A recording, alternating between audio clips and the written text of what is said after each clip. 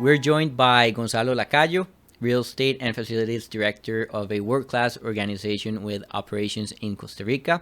Today we'll be talking about employee experience and the workplace. Gonzalo, thank you very much for joining us. Thanks, Stefano, for having me. Appreciate it. And yes, we are talking about companies that are considering opening up an operation in Costa Rica. And while we dive into that matters, I think it's important as defining how does a workplace experience, how has the workplace experience changed in Costa Rica from 4 years ago till now, right? Yeah, it's a huge different game now. We started, of course. I think the changing point here is, of course, the pandemic. Right before the pandemic, there was a totally different approach on how we used our workplaces. We've talked about this in the past, right? It was very easy to define the requirements for a new location only by knowing what the headcount was. So it was a simple conversation with talent acquisition and understanding what the plans of a company for growth were.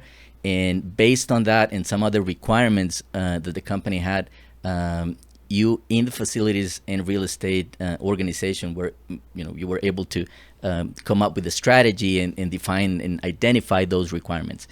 Things changed dramatically, right? And it took we had to speed things up. I think it was a change that was coming, but we had to really speed things up and make sure that all of our infrastructure was operable outside of the workplace. That was the first step that we had to go through right before the pandemic. And of course now, especially in Costa Rica, we're seeing companies that have, most companies have a hybrid model.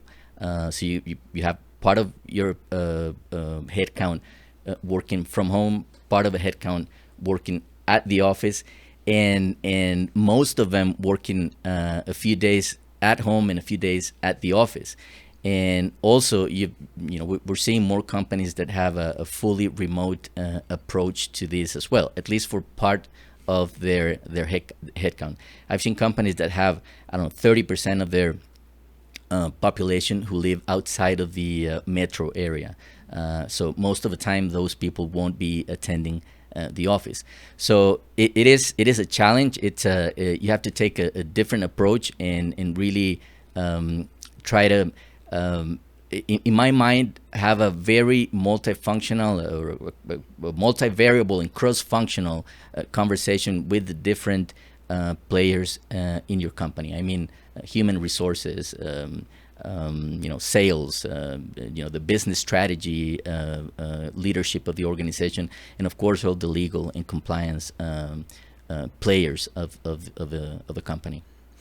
So is it safe to say that within the last couple of years, this other parts of the equation of how do we use the office space has gained more traction or momentum, let's say, and focusing on employee well-being, right? So can you talk a little bit more about how the physical infrastructure has had to adapt to what employees need? And something as, well, in my case, I'm going to say simple as natural lighting that comes into the office space. Yeah, absolutely. And I think we're now talking more about experience of the employee and not just about fulfilling a requirement for space. As I said before, it used to be simpler. Now we need to understand our company much better before we make these decisions.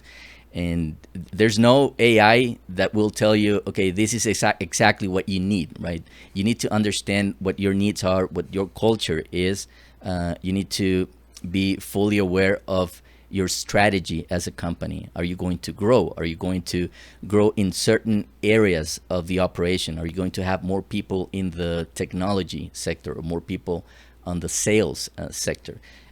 Things like that need to come into the equation if you want to make a good decision.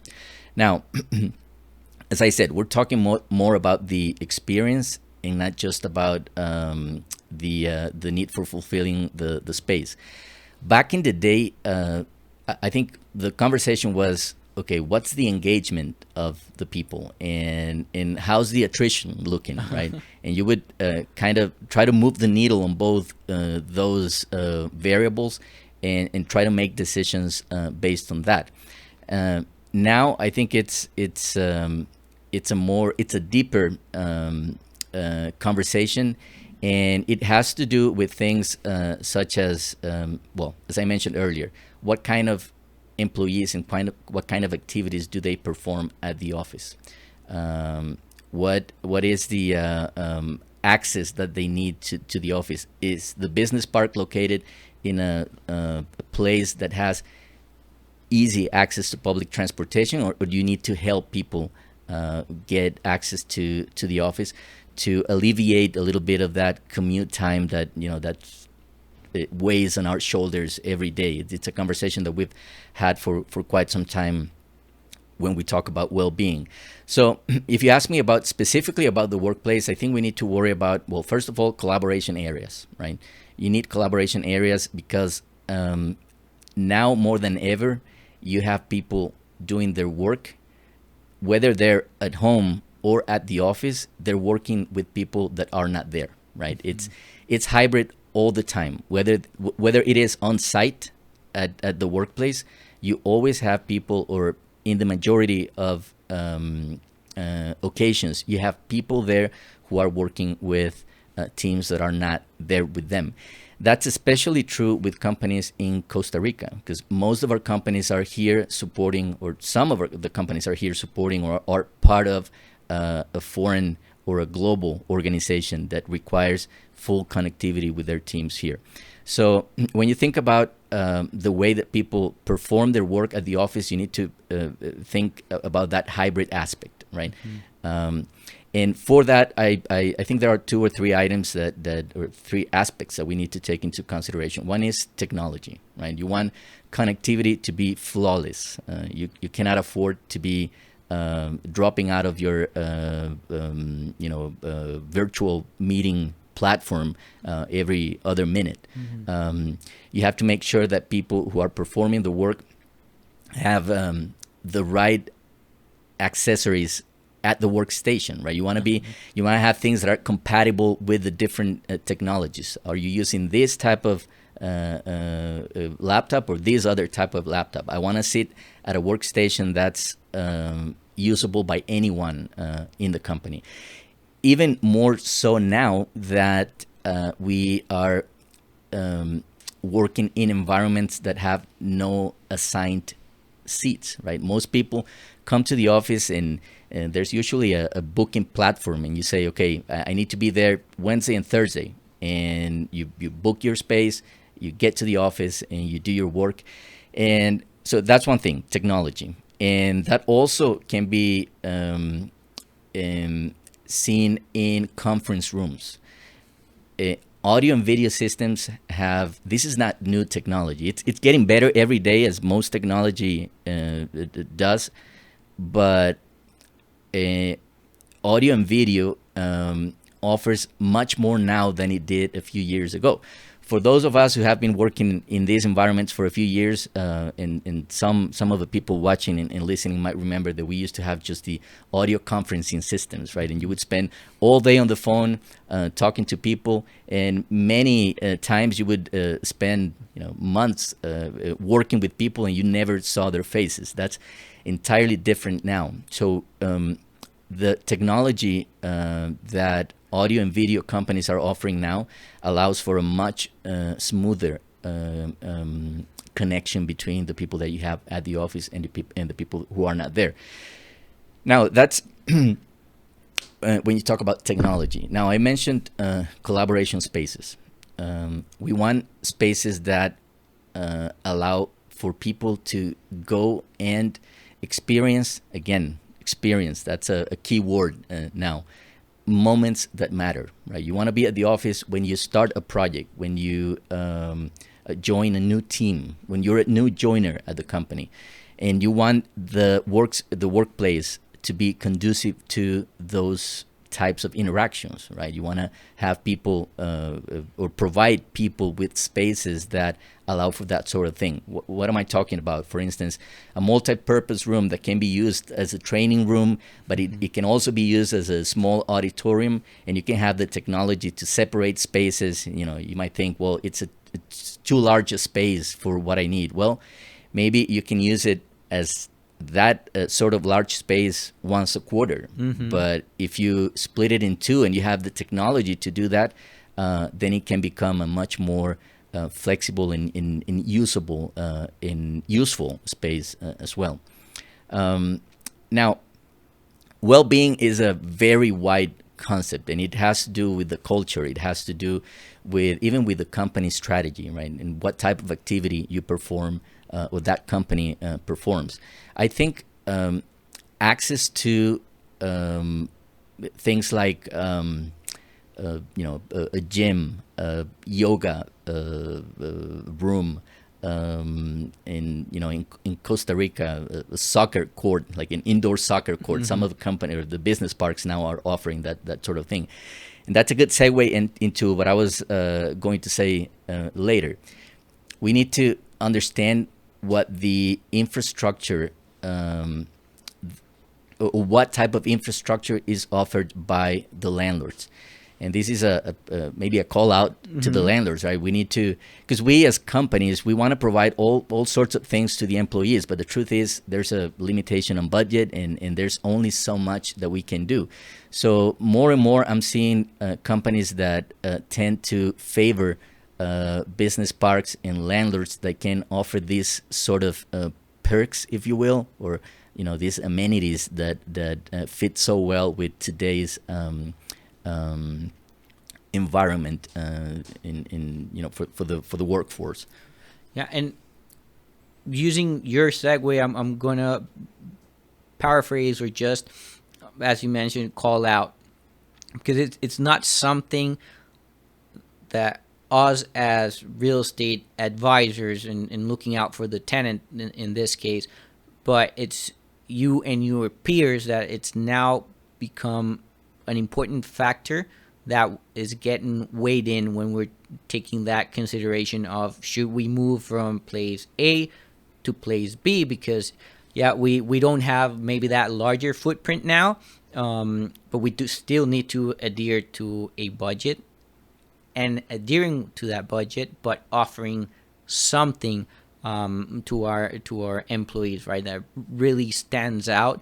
And I would assume that commute for you guys is also something that is taking into consideration constantly. Yeah, and business parks, there's something to keep in mind here.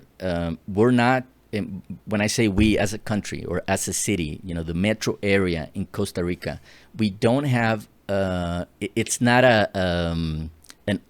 necessarily an urban center. It's not a big city. So some of these business parks that we as companies occupy are located, I don't want to say far away, but outside of the central areas of the city, and that makes public transportation sometimes I would say in most locations a little complex, right?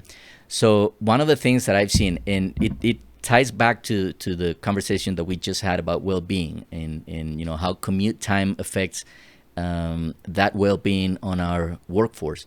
I think providing something or some assistance to that transportation goes a long way for the workforce. And when I say providing, I'm talking about whether it is the company organizing something for their employees or the business parks providing that type of service. I know some business parks who, knowing that the public transportation system is not that efficient, they offer their own private transportation, and it's not for free, of course, but it's a service that you can scale. You can use. It's not the same as you as a small company providing that access to the access to those systems to the employees. It's much easier when you have a bunch of companies getting together through the business park or through your landlord to be able to provide that to the employees. So I think that's a very important aspect, and it's something that, in addition to providing the right amenities and flexibility, as we've been saying, I think it makes a huge difference for companies. You've been on this side of the business for quite a while. When you say amenities, just as a matter of using it as an example, what comes top of mind that we have now as a given that we didn't have not so long ago, but let's say 6 years ago, that we didn't, as an end user, as a provider, we didn't, let's say, take into consideration because that was it? Yeah, that's a good question. I think one of the key services, or well, let's say amenities that we're getting now from landlords that we did not get before, are event venues, right? In this environment, you more and more you have, for instance, you're an American company, you have operations here in Costa Rica, and every once in a while you want to bring, part of leadership and make sure that everyone is on site that day. You want to talk to them directly and be able to have that experience with them. And let's say you have, I don't know, enough space for 100 people at the office, and in a couple of conference rooms that are big enough for 15 or 20 people. But for that particular event, you want to have 200 people in the same venue. And I think having that in a business park, it's something that I've seen more now, and that has become very useful for companies. Of course, there was always private infrastructure. You could go to a hotel, and you could do a number of different things. But going back to what we were talking about earlier, if you want to make sure that you're providing the right transportation to the office, mm-hmm. and that you have the right technology and the right setup at the workplace, why not have an event venue right there next to you that you can use for these sort of things? So I think that's one of the nice available amenities that some people offer, or that some landlords offer now, that we didn't have before. And the other one, I would say, and this is not really an amenity, but it's something that it's going to be continue to become more important every day, and that is access to communications, basically. So you need to have all different providers of internet. I'm talking about basically about internet access and related services. Mm-hmm. You want to make sure as a landlord that, or we as companies want to make sure that any location that we choose has that. And I'm seeing that now more than a few years ago. We're getting that from most of the landlords. Yeah. From a real estate perspective itself, and from one of your peers outside of Costa Rica that's considering, or maybe there's an indication from their leadership team to take a look at Costa Rica and what's happening in Costa Rica, what type of build outs, or what is happening within the landlords within our own private office suite, right? So we dabbled a little bit about amenities and the importance of a gym and the open spaces, cafeterias, coffee shops. If I'm coming from the U.S. and I'm going to take a space, what has changed as well with that? Because 8 years ago, 9 years ago, you were taking a space, core and shell, and good luck with that. Start paying rent tomorrow, yeah. And if you get delayed, then you're already paying rent, but it's on you. Yeah, I think you hit the nail on the head with that. It was core and shell before. So you're a new company, you get you're a foreign company, and you get to this new country. You want to start operations there, and you want to start looking for, or you need to start looking for everything from scratch. And that was a pain. It was one of those gripes that companies would talk about back then. I think one of the good things that we as a country, and when I say we as a country, I'm talking about the landlords and the whole business here, have been doing in the past few years is offering much more than just, like you said, here's the space, you go and figure out what to do with it. Now we have companies offering, of course, the fully serviced spaces. I won't name any names, but there are some that offer the fully serviced experience. You rent a seat, right, and you get access to a number of collaboration areas and common areas. But now we have several companies doing turnkey projects and going all the way to a plug and play solution, right? So you can sit down with the landlord, with your landlord, and say, okay, this is the space that I like. This is what I want to do. Here are my requirements. And they can provide to you everything from architectural plans to mechanical, electrical plans, look and feel, access to local vendors, which used to be a difficult conversation as well, right? How do I get to hardware vendors? How do I get to furniture vendors? And so that's something that now you can get from several landlords, and it makes lives much easier for companies coming here for the first time. Yeah.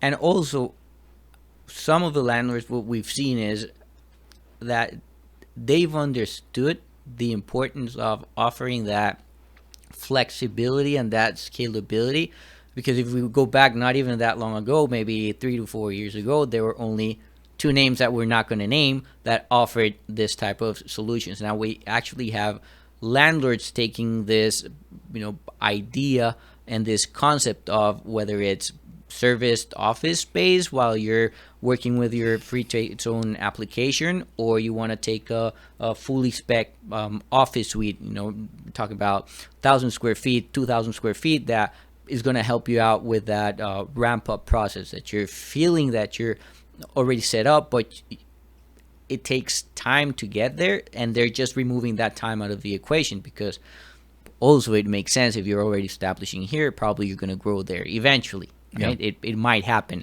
but that's a window of opportunity that from a commercial standpoint makes sense taking the bet. And I feel that some of the landlords that decided to make that informed decision, because I used the word bet initially, but it was an informed decision, seeing what's happening in the US and what's happening in Europe, making this spec suites and just offering that possibility, gave them that competitive advantage.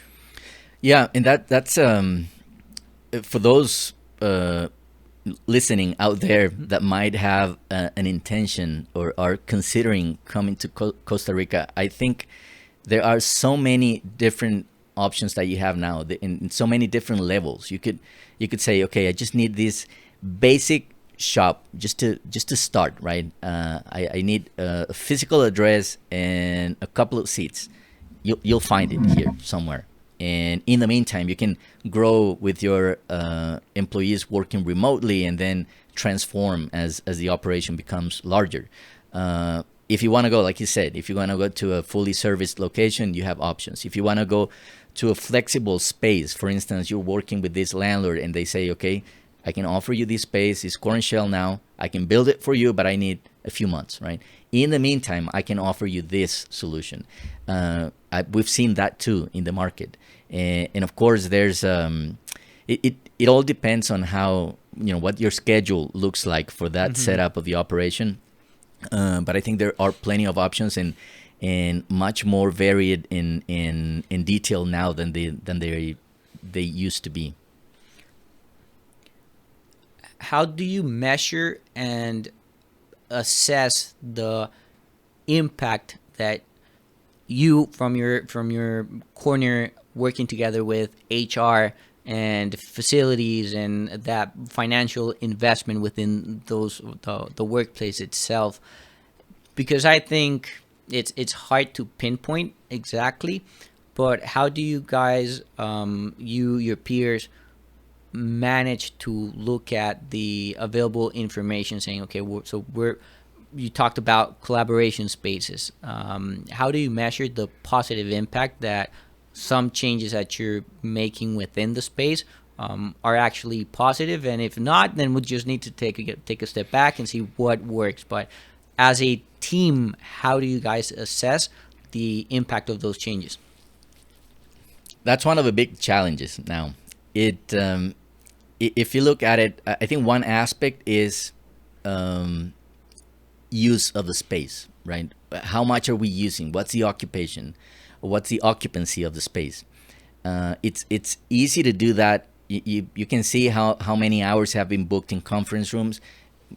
Whether the larger conference rooms have been used more than the smaller ones, or the other way around. Same thing with the workstations. If you have a reservation tool for the workstations, let's say that's part of the conversation, but that's the easy part. You just need to find the right technology, and or make a decision on how you want to do that, and it's doable.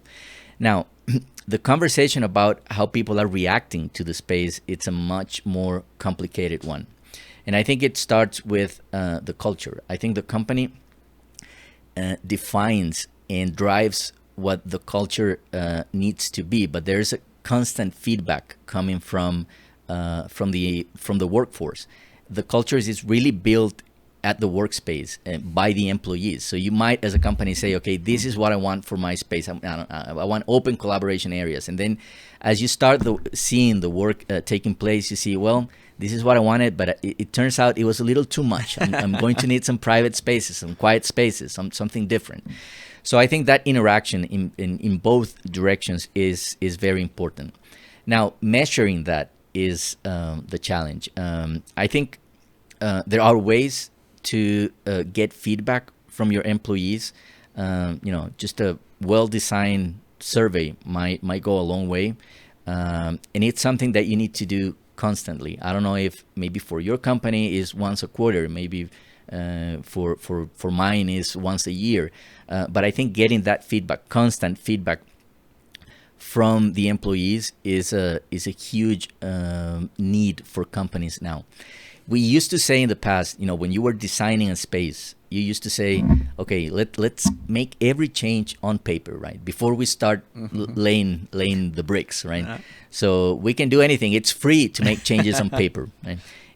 But then when we start the construction, there's nothing that we can do. And we do this, and it's going to be amortized at 5 years. So this is what we get for the next 5 years. That's not the case anymore. We need to be much more flexible. We need to make sure that we understand what the use of the space is, what the needs are, and be ready to make changes. Now, I'm going to extend here myself a little bit. I think the key word for that is flexibility. You want to have flexible spaces, and it sounds cool, right? But sometimes it's hard to put it into action. One of the things that I've seen works a lot is if you have wireless connectivity and you have certain areas in your workplace that can be easily changed, you're already ahead, right? Yeah. If you have an open space that is used as a collaboration area, and at some point you feel the need to grow, maybe you only need to grow, it's a peak in the headcount. You have a couple of big projects that will take a lot of additional space for a whole year. So maybe you say, okay, I'm going to bring 30 additional workstations here and add some movable partitions and turn it into a working area, and then you can easily go back to what you had before. The way we did things before, we thought, okay, this is where the workstations are, this is where the offices are, and let's not move everything. Everything is wired, everything is bolted to the floor, and I think that makes a huge difference when you're trying to adapt to to this ever-changing environment. And it adds to the actual experience of the people, because they're going into the room, into a space that was ideally planned with a purpose. But in the end, if you come in every 2 days a week, or if you're coming in every week or so, you're looking at changes. You're looking at different atmospheres. It kind of makes it more dynamic. And I'm not going to say that we're going to change everything every 2 to 3 months, because it doesn't make sense at all. But it kind of adds a different flavor to our current space that's being used. Yeah, and I think marketing usually understands or the marketing teams, they understand this very well. And I'm not even going to get into that. That's not my field, but I do rely a lot on what they have to say. Because even, not even thinking about the workplace, you see companies saying every once in a while, okay, this is my brand, but I want to add a little bit more color. I want to make a slight change to the logo. I want to do this or that. I think that refreshes people's perception of the workplace if you do it every once in a while. And like you said, it's not like you're going to demolish and rebuild every few months. But if you're flexible enough and you give some space and some opportunity for that, I think you can provide a much better experience, which is what we've been talking about. Changing a little bit, moving on to another subject. I know that you oversee regional portfolio, and without comparing or naming countries, from a free trade zone perspective, you have your office suite where you work. What about the assets and the implications? Do you face any challenges, or what type of advice can you give to one of your peers that is coming down here? Because once again, it's not just turning on the lights, putting in the infrastructure, and that's it. There's compliance and regulatory issues that you need to take into consideration. So in the end, FF&E, it's not only FF&E, it's there's additional layers attached to the office space itself. Yeah, absolutely. And I think I would say it is a challenge, but I don't mean that as a negative comment. What you need to understand as a foreign company or any company investing in Costa Rica, especially if you're operating within the free trade zone, is that you're getting your among other benefits, such as no paying for income tax and or import taxes. One of the things that you get is you don't pay for taxes on your fixed assets, right? But the government wants to make sure that everything that was tax exempt is being used for the right purpose, right? So if you have I'm going to give you the easiest example, right? You have your laptops. You have 200 people. Likely you're going to have 250, 300 laptops because you need to keep renewing the hardware for your employees. You need to make sure that you have the right processes to not only bring those assets into the country. You could either import them directly or you could get them from local vendors. But once you get them, you need to make sure that everything is registered to the unit. Every single laptop with the serial number needs to be registered. And if an audit comes, you need to be able to say, okay, this laptop is stored here. This other laptop was given to an employee, and here's the document that proves it.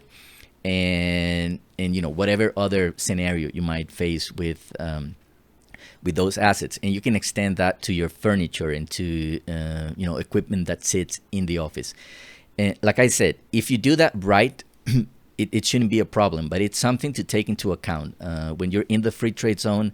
If anyone asks me, choose one thing you need to think about or worry about or focus on is asset management. Now, luckily, we have great support from agencies or government institutions such as Procomer. And I've had conversations with Procomer in which I reach out to them and I say, okay, we need to do this. We need to move these assets from this location to another. And they often say, okay, just thanks for reaching out ahead of time. That's a right way of doing this to make sure that you don't get into any trouble.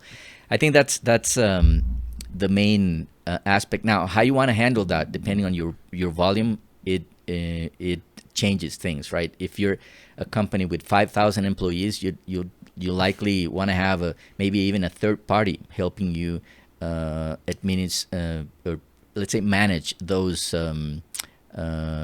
movements or those assets.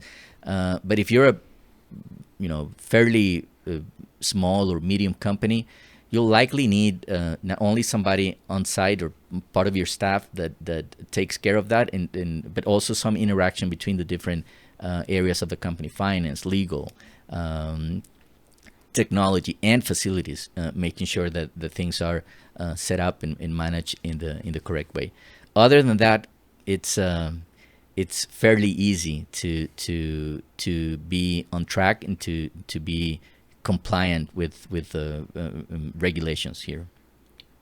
Gonzalo, thank you very much for joining us. Is there anything else that you would like to add to the conversation? Okay, so Stefano, when we talk about the aspects that we need to focus on from a facilities and real estate standpoint, I would say if I have to choose, I would talk about flexibility of the workspace, and by that I mean having spaces that you can move around, that you can change into something different. Maybe a multi-purpose room that can be used as a training room one day, next day as a small auditorium, and on Fridays as a yoga room, something like that. Or you can move a tennis table into that location and use it for the well-being of your employees. So flexibility to me is a big thing now. And the other one is technology. You need to make sure that you provide the right level of connectivity, because we're gonna always have people at the office working with people who are not there. We need to make sure that connectivity is smooth, and we provide the right experience for them. One key aspect of our operations is related to sustainability. I think one advantage that Costa Rica offers as a country is that we have, well, first of all, the right level of service. You can get the right level of service, and you have landlords who are already providing their own part of the work, right? They're concerned with carbon footprint during the construction, during the operation of their building. We're talking about multi-tenant buildings, so likely will be one of the tenants in a larger building. So I think we've got that part covered. As I said, we have plenty of services, so we can do what we do in every country, right? We make sure that we have heating and ventilation and air conditioning systems that are efficient. We have lighting controls, because believe it or not, a couple of lights here or there might make a difference when you're talking about energy efficiency. And Costa Rica, as a country, has an initiative and a focus on producing renewable energy. So we've had periods where we've operated as a country close to 100% of our power grid with renewable energy. And sometimes, depending on the weather and other conditions, that might go down. But I think we have that part covered. So it's a good start if you're worried about sustainability and making your operations sustainable. And that applies not only to you as a company, but also to your vendors. And I think that plays a key role in this whole operation when we discuss the topic of sustainability. Thank you very much, Gonzalo. We'll be seeing you again soon. You're welcome. Thanks, Stefano.